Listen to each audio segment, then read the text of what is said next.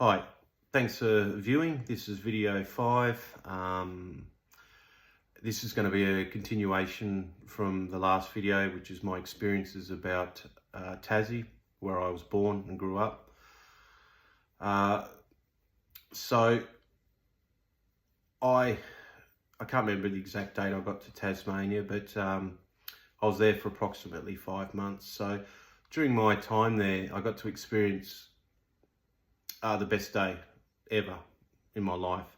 I got to marry my long-term partner, who flew from the Philippines to Tasmania, and we were there for, well, she was there for probably around a week, and we got married, and it was a really nice day. Everything about the day was really nice weather. Location was just a beach, very low key. Couple of old mates that still live in Tassie attended, because most of my friends have left Tasmania to move to other parts of Australia. Yeah, very memorable day. And my wife, look, to say she's incredible is an understatement. She's been by my side the whole way. She's been my eyes when I couldn't see, my legs when I can't walk.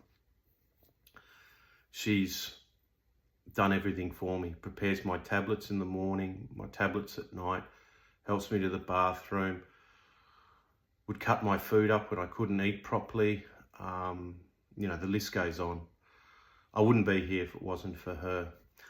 And that brings me to another point, and I've touched on it before, but I want to mention it again. I wouldn't be here as well if it wasn't for my small network of incredible friends that I have. So look, I'm very fortunate to have these people in my life. It's a small network because, you know, you've got friends and then you've got best friends, and these people fall into the best friends category. They go above and beyond. They've helped me in so many ways, not just financially. They've helped me emotionally. When I'm down, they'll send funny messages. They will keep regular tabs on me to see how I'm tracking. They ask because they care. And what this reaffirms is that there's still good people in the world. Despite all the bad things you hear online or in the news, you know, the world's stuffed, there's evil people, etc., etc. I can tell you now, there are still some genuine good people out there. Now, I'd love to mention their names, but these people don't do it for the acknowledgement. They do it out of the generosity of their heart, and they're very modest. So you know who you are. I'll be forever grateful. All I can say is thank you, and I love you guys. I genuinely do. So I don't want to make this a long video because I want to keep them to about 10 minutes, because anything longer is probably a bit boring thereafter. So anyway, back to Tasmania. So I was there for approximately 5 months, and I continued with my cancer treatment, but this one was chemo and immunotherapy. So it was a combination of both, I was told. And the results from the actual treatment were pretty good and pretty quick as well. So I had multiple cancers in the lungs, bones, plus I had a small lesion on my brain, which was cancerous as well. So with chemotherapy, you do generally 3 sessions, and 3 sessions comprise of 3 days. So your first day will be chemo, liquid, and immuno for me as well. And then the next 2 days will be they call it topicide from memory, which are, I'm not sure exactly what the combination is, but they need to give you the liquids on the second and third day as well. And then you will generally have a 3-week break, and then you continue to session 2, which is 3 days again, and then session 3. And then they do a reassessment thereafter. Well, that's what they did for me. So I got through the first session, had my few weeks off, and then the second session. Now, before I could continue to the third session, I was getting irregular readings of my liver. Now, look, people ask me, what does that have to do with cancer and treatment and all of that? Look, I didn't really ask questions because I just trusted my oncologist. But you have to have your liver reading within a certain threshold. Now, I'm not exactly sure of the numbers, but let's say, for example, between 20 and 70. So my readings, I had it as high as 300 odd, right? Which is extremely high, which shows something severely wrong with your liver. And I had it as low as low 70s, right? Which some people said that that is okay to continue, but for whatever reason, the oncologist didn't want to until I got it below the maximum threshold because it was too dangerous, apparently. Now, I did get agitated, I'm not going to lie, and I did say to her, look, I want to continue the treatment. I don't want any delays. I'm willing to sign whatever disclaimer. But she just wouldn't continue. So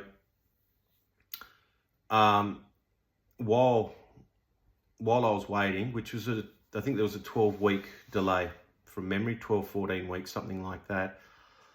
There was an issue in Tasmania, and me and my wife had to leave, right? I won't go into why, but we left. So we flew back to Sydney. I can't remember if it was the second or third day when we were in Sydney. I get a phone call from the oncologist who rang me up to tell me that my scans that I did prior to leaving had revealed that I developed, and the number she originally quoted me was 9 brain tumours, right? That then got revised to 29 with some of them are quite big, they're nasty, and they're in bad locations. But she said on the flip side, your lung cancer is looking a lot better as well. So, you know, sweet and sour, I guess, news. So of course, I was devastated when I heard this news with the number of brain tumours, right, and the way it was summarised to me. So it was basically, let's go to our destination. Get the oncologist from Tasmania to speak to the new oncologist that I'll be seeing and work out a treatment plan thereafter. And the treatment plan, now normally with brain tumours, I was told that what they try to start with is target zapping, where they'll target the actual tumours itself. But because I had so many and they're in bad spots, I had to undergo what was called total brain radiation of 5 sessions. And what they did, and I'll show you this quickly,